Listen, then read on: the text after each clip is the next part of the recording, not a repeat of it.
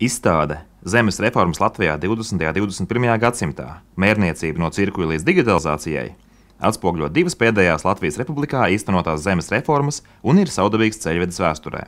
Pēc neatkarības iegūšanas Latvijas Republikas Satversmes sapulce saņēma simtiem tautas sapulču vēstules ar prasībām piešķirt zemi zemniekiem.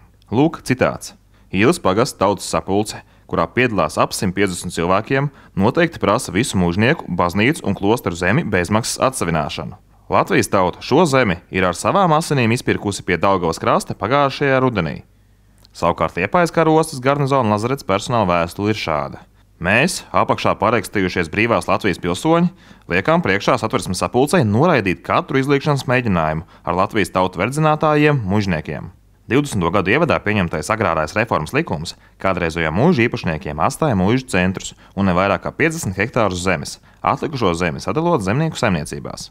Savukārt Latgalē vairāk kā 5000 sādžās visai kopienai bija jāpieņem lēmums par zemes sadali saimniecībās. Pēc Otrā pasaules kara padomju gados zeme nonāca valsts īpašumā, bet pavisam drīz pēc neatkarības atgūšanas, jau 1990. gada 13. jūnijā, tika pieņemts lēmums par agrāro reformu, atjaunojot īpašumu tiesības agrākajiem īpašniekiem un viņu mantiniekiem. Tāpat tika atļauts iegūt zemi par samaksu. 2012. gada 1. janvārī 75% no Latvijas zemes ir zemes īpašums. Zemes reformas īstenošana nav iespējama bez mērniecības, un izstādē redzami abu reformu laikā izmantotie mērniecības dokumenti un instrumenti. Laika posmā no 1920. līdz 1939. gadam Latvijas valsts nodrošināja visu mūžu un sādžu uzmērīšanu un sadali zemnieku saimniecībās, kā arī tika veikta plānveida Latvijas teritorijas kadastrālā uzmērīšana, kas turpinājās arī Otrajā pasaules karā laikā līdz 1944. gadam. Šeit redzami Prāviņu, jeb tagad Degolas pagasta kadastrālās uzmērīšanas dokumentu laika posmā no 37. līdz 42. gadam. 1933. gadā Latvijā bija 687 mērnieki un 66 zīmētāji. Līdz 1935. gadam mērnieki apvienojās divās mērnieku biedrībās, pēc tam apvienojās vienā biedrībā. Mūsdienās darbojas Latvijas mērnieku biedrība un divi mērnieku certificēšanas centri. Latvijas zemes reformas ir ilustrēts ar 5 zemes īpašumu vēsturi un rāda latviešu tautas sapņa par zemi īstenošanu. 1929. gadā Reizeknes apriņķa Maltas pagasta Solomēnku sādžas zeme saskaņā ar visu sādžas pilsoņu lēmumu tika sadalīta viensētās. Lēmumu parakstīja visi balstiesīgie pilsoņi. Jāzeps Šmaukstelis un viņa brālis uz pusēm iekūši viensētu numur 5, 10 hektāru platībā. Vēl līdz Otrajam pasaules karam viņš izpirka no savu brāļa saimniecības otru pusi un nomaksāja izpirkuma maksu. Izstādē ir apskatām fotogrāfija, kur laimīgai ģimene ir nobildēta pie savas dzimtes mājas 1931. gadā.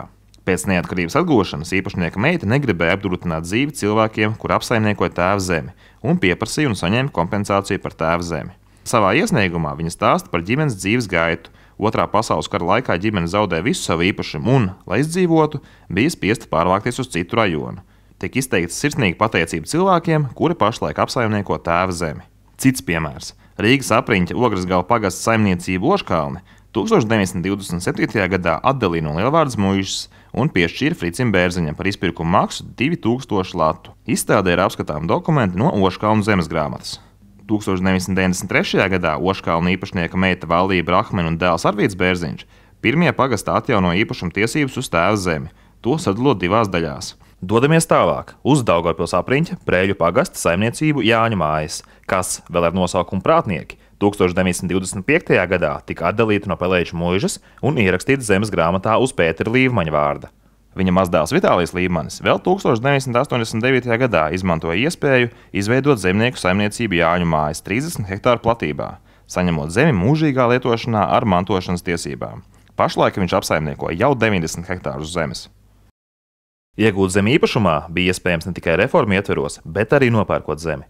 Šādu iespēju ilustrē Tukuma rajona Degolas pagasta Krupīšu saimniecības vēsture.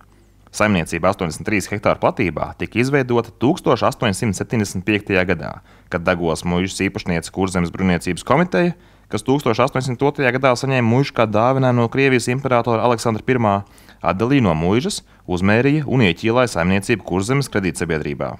Pēc vēl vairākām pārdošanām 1937. gadā saimniecība nonāca Latvijas zemnieku ģimenes Eduarda un Līlijas Klīvas īpašumā par pirkuma summu 17 000 latu.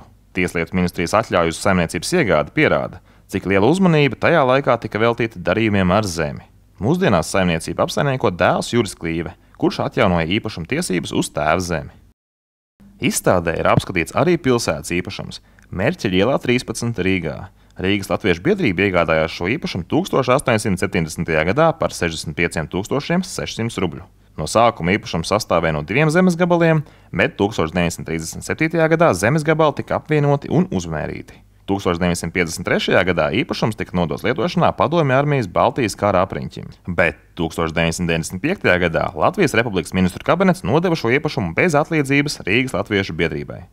Šos dokumentus varat apskatīt izstādē Zemes reformas Latvijā 20. gadsimtā – mērniecība no cirkuļa līdz digitalizācijai, kas radīta sadarbībā ar Latvijas Nacionālo arhīvu, Latvijas Nacionālās bibliotēkas projektu Zudusī Latvija un Rīgas Tehniskās universitātes geomātikas fakultāti.